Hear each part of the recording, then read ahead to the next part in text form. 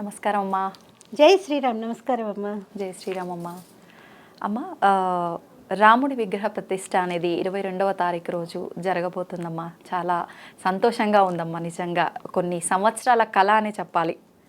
అయితే అమ్మ, ఆ రోజు చాలామందికి హాలిడే కూడా ప్రకటించారు. అది మనందరికీ తెలిసిందే. అయితే నిజంగా ఆ రోజు మన సనాతన ధర్మం ప్రకారం భారతీయులంతా ఏం చేయాలమ్మా? ఎటువంటి నియమాలు పాటిస్తే బాగుంటుంది ఆ రోజు? జై శ్రీరామ్. హలో బదులు జై శ్రీరామ్ అనండి.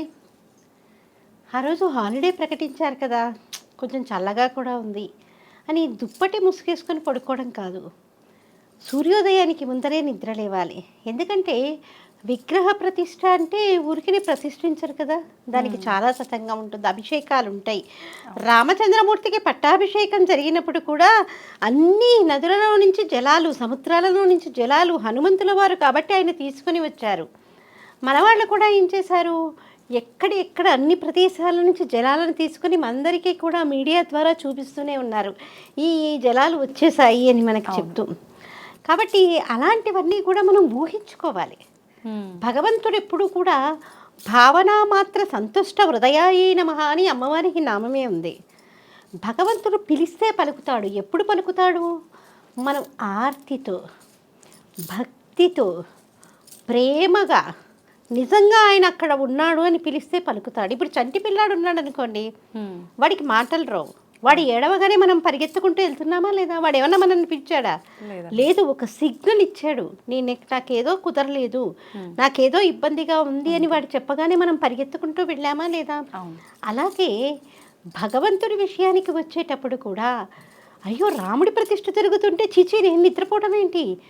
మా ఇంట్లో మా పెద్దన్న అయి ఉండొచ్చు, మా తండ్రి గారు అయి ఉండొచ్చు, మా తాతగారు అయి ఉండొచ్చు, మా ఇంట్లో వేడుక జరుగుతోంది అని ప్రతి ఒక్కరం పండగ చేసుకోవాలి. ఇంటికి చక్కగా మంగళ తోరణాలు 2 ఆకులన్నా పెట్టుకోవాలి. మొన్ననే పండగ అయింది కాబట్టి ద్వారాలకి మనం మంగళ తోరణాలు కట్టుకునే ఉన్నాం. కానీ ఆ రోజు మళ్ళీ శుభ సూచకంగా గుమ్మానికి అటుపక్క ఇటుపక్క అన్న మంగళ తోరణాలు, మామిడాకులు పెట్టుకోవాలి. పెట్టుకొని రామచంద్రమూర్తి పట్టాభిషేకంతో ఉన్నటువంటి ఫోటోని మనం పెట్టుకోవాలి. ఆ రోజు ఆరోగ్యం సహకరిస్తే కనుక ఉపవాసం ఉండాలి. ఉదయం నుంచి సాయంకాలం వరకు ఉపవాస దీక్ష చేసి రామనామంతో, రామరక్షా స్తోత్రంతో, హనుమాన్ చాలీసాతోటి, ఎందుకంటే హనుమ కూడా ఆయనకి ఎంతో దగ్గరివాడు. హనుమ అంటే రాముడు ఉన్నట్టే, రామ అంటే హనుమ ఉన్నట్టే. కాబట్టి హనుమాన్ చాలీసా చదవటం, రామచంద్రమూర్తికి సంబంధించినటువంటి రామాయణం కానీ, సుందరకాండ కానీ, మనకి ఏది తోస్తే అది, మనసుకి ఏది చదవాలి, ఏది చూడాలి అనిపిస్తే అది చూడటం.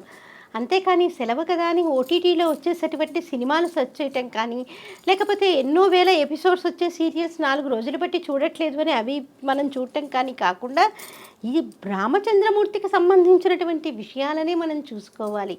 చక్కగా మనకి వచ్చినటువంటి అక్షింతల్లోని ఇంకొన్ని అక్షింతలు కలుపుకొని రాముల వారికి పూజ చేసి మనం వేసుకోవటమే కాకుండా, ఇంట్లో మన పెద్దవాళ్ళు ఉన్నారనుకోండి, అత్తగారు మామగారు ఉంటే వాళ్ళకిచ్చి వాళ్ళ చేత మనం అక్షింతలు వేయించుకోవటం, మన పిల్లలందరికీ మనం వేయటం, ఇలా చేసుకోవాలి. అలాగే ఆయనకి చక్కగా కొబ్బరికాయ కొట్టి, మనకి ఇష్టమైనటువంటి పూలు, దొరికినటువంటి పూలతోటి, పక్కింటి నుంచి పూలు తీసుకొచ్చి వాళ్ళకి ఇబ్బంది కలిగేటట్టు కాదు, మనకి దగ్గరలో ఉన్నటువంటి పూలు, మనకి దొరికినటువంటి పూలతో అందుబాటులో ఉంటే ఆ పూలు, ఏ పూలు, కొబ్బరికాయ కొట్టడం. ఎందుకంటే భగవంతుడికి నారికేళం కొట్టడం అన్నది పూర్ణంగా శాంతింపచేసినట్లు, పూర్ణ నివేదన అంటే పూర్ణ ఫలము అంటాం కొబ్బరికాయని. కాబట్టి కొబ్బరికాయ కొట్టడం, నైవేద్యం, పానకం, వడపప్పు, బెల్లంతో చేసినటువంటి పొంగలి. భగవంతుడికి నివేదన చేసేటప్పుడు ఎప్పుడూ కూడా పంచదార కంటే కూడా బెల్లము శ్రేష్టమైనటువంటిది. అందుకే మనకి అమ్మవారి నామాల్లో కూడా గుడాన్న ప్రీతమానస అని ఉంటుంది నామం. భగవంతు నివేదనకి ఎప్పుడూ కూడా కొన్ని సందర్భాలలోనే పంచదార వాడాలి.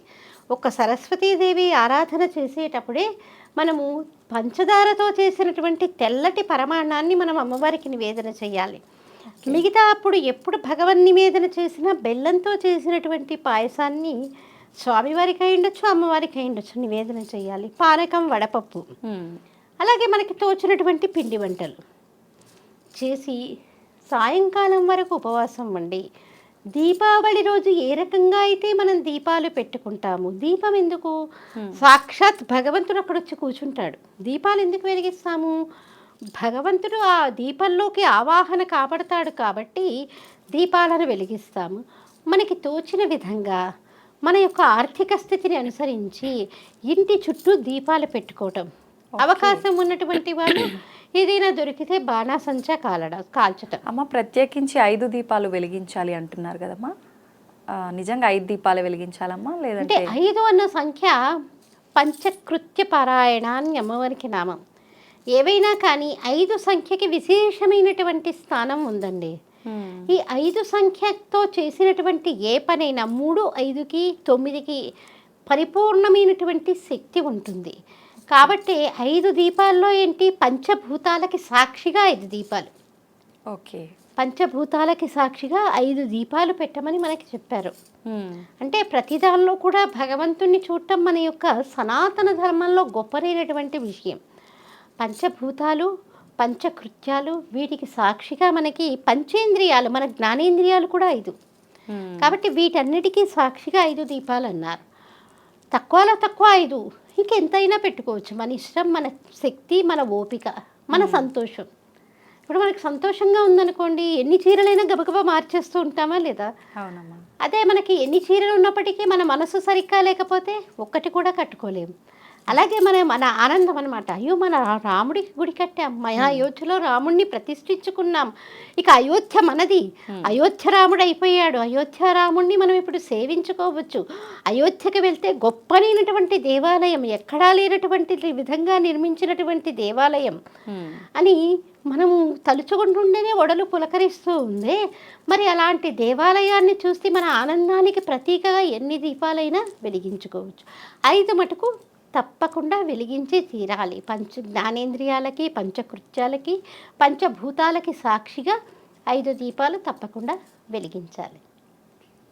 నమస్తే అమ్మా.